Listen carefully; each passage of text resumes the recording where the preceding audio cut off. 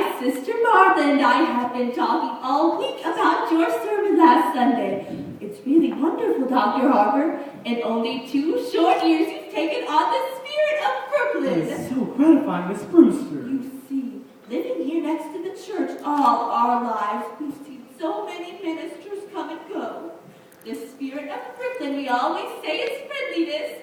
And your sermons aren't so much sermons as friendly talks. Personally, I've always enjoyed my talks with Colonel Gibbons. Or have I met him? No, dear, not yet. Are the biscuits good? Ole! Oh, won't you have another biscuit, Oh, Dr. no, Miss Harper? Brewster, I'm afraid I'll have no appetite for dinner now. You know, I always eat too many of your biscuits just to taste that lovely jam. But you haven't tried the quince. We always put a little apple in with it to take the No, tartness thank you. out. No, thank you. We'll send you over a jar. No, you keep it here so I can be sure of having your biscuits with us. I do hope they don't make us use that imitation flour again. I mean, with the war trouble. It may not be very charitable of me, but I've almost come to the conclusion that this Mr. Hitler isn't a Christian. If only Europe were on another planet. Yes, sir! Yes, Teddy? Point your gun the other way! Don't. So west! There's your enemy, there's nothing, just a pun! Well, yes, of course. No, Aunt Abby, not so much talk about Europe now. More about the canal. Let's not talk about the war. Would you like another cup of tea, dear? No, thank you, Aunt Abby. Dr. Harper. Oh, no, thank you, Miss Abby. I must admit that war and violence seem far removed from these surroundings. It is peaceful here, Yes, isn't it? peaceful. The gentle virtues of another day. The virtues that went out with good manners, low taxes, and candle lights. It's just as it was when Grandfather Brewster built and furnished it, except the electricity, and we use it as little as possible. It was Mortimer who persuaded us to put Yes, it I in. can believe that. It seems as if your nephew Mortimer only lives by electric lights. Poor boy has to work so late. I understand he's taking us late with him to the theater again. Oh, Teddy, your brother Mortimer will be here a little later. Delighted. We're so happy. It's Elaine Mortimer takes I must admit, Miss Abby, this is a new experience for me, waiting up until 3 o'clock in the morning for my daughter to be brought home. Oh, Dr. Harper, I hope you don't disapprove of Mortimer. Well, he's just... He'd feel so guilty if you did. Sister Martha and I mean, since it was in our house where your daughter first met Miss Mortimer. Abby, I will admit right now that I find Mortimer himself to be quite a worthy gentleman. But I have watched his growing intimacy with my daughter much trepidation, Miss Abby, for one reason. Oh, you mean his stomach, Dr. Harper? His stomach. His dyspepsia. He's bothered No, with Miss his Abby, I'll be frank with you. I'm talking about Mortimer's unfortunate connection with the theater. The theater? Oh, no, Dr. Harper. Mortimer writes for a New York Yes, Miss Abby, I know, but a dramatic critic is constantly exposed to the theater. And I don't doubt will some you to develop an interest in it. Well, not Mortimer. Why, he hates the theater. Really? Oh, yes, he writes awful things about the theater, and you can't blame him. He was so happy writing for real estate, which he really knew something about. But then they made him take this terrible night position. My. But, as he says, the theater can't last much longer, and in the meantime, it's a living. Yes, perhaps if we give the theater another year or two, who do you suppose that is? Oh, no, thank you, Teddy, I'll go. Oh, how do you do? Come Good morning, Miss in. Brewster. Good morning, Miss Pluck. What news have you brought me? Colonel, we have nothing to report. Splendid. Thank you, gentlemen. At ease.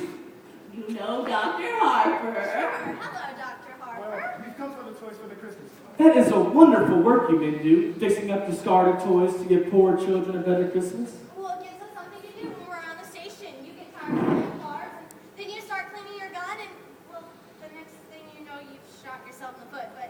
Oh, yes, Teddy, go get that big box from your Aunt Martha's room. How is Mrs. Brophy today? Mrs. Brophy has been quite ill, Dr. Harper. I am so sorry to hear that.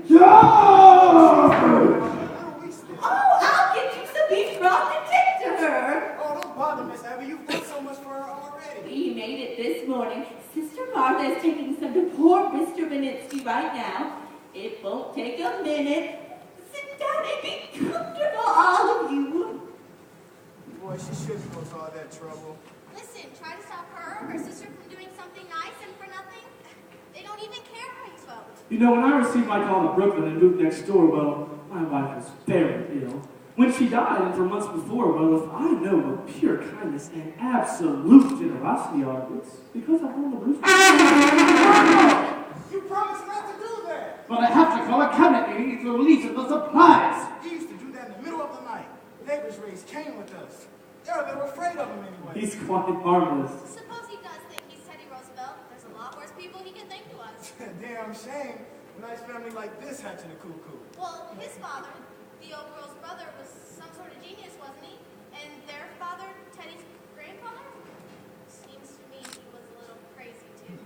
Yeah, he was crazy like a fox, but he made $1 million. $1 million in Brooklyn.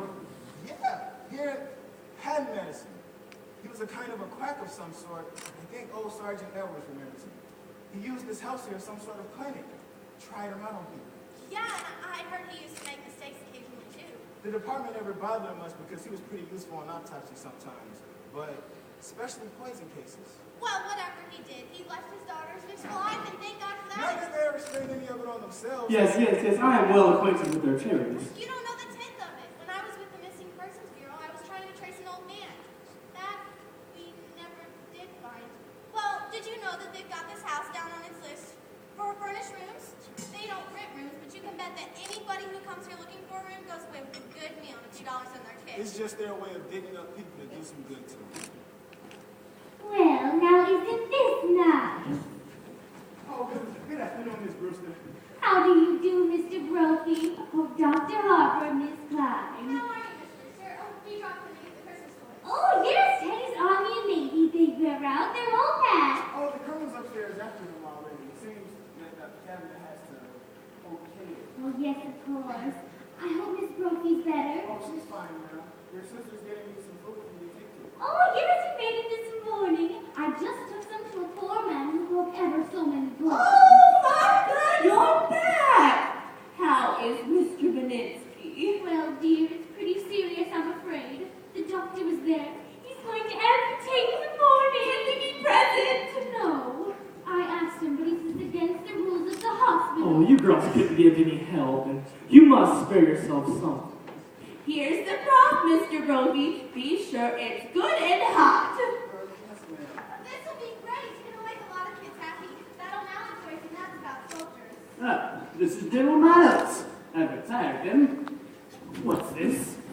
The organ? Teddy, dear, put it back. But the organ goes so stern. But Teddy. No, I'm sorry, Aunt Tabby, but I've given my word to finding Bob Evans. Teddy! What does it matter what kid said? Bob Evans, is he going? We'll run along now, ma'am. Thank you very much. Not at all. Good night. George! George the Blockhouse! The blockhouse. The stairs are always sad on him. Have you ever tried persuading him that he isn't Teddy Roosevelt? Oh, no. He's so happy being Teddy Roosevelt. A long time ago, remember, Martha, we thought if he'd be George Washington, it might be a change for But he him. stayed under his bed for days and just wouldn't be anybody. I'd so much rather he be Mr. Roosevelt than nobody. Well, if he's happy, and what's more important, you're happy, you'll see to it that he signs these. What are they?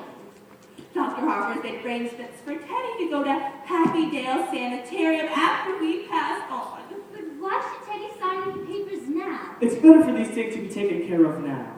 If the good Lord should take you so quickly, perhaps we could get Teddy to commit himself. Mr. Witherspoon knows there to be filed in a cabinet and not used until the time is necessary. Mr. Witherspoon. He's the superintendent of Happy. Dr. Harper has arranged for him to drop in and meet Teddy tomorrow or the next day. Well, girls, I'm going to get headed home before Elaine's over here checking on me. Oh, give my love to Elaine. And Dr. Harper, don't think harshly on Mortimer because he's a dramatic critic. Somebody has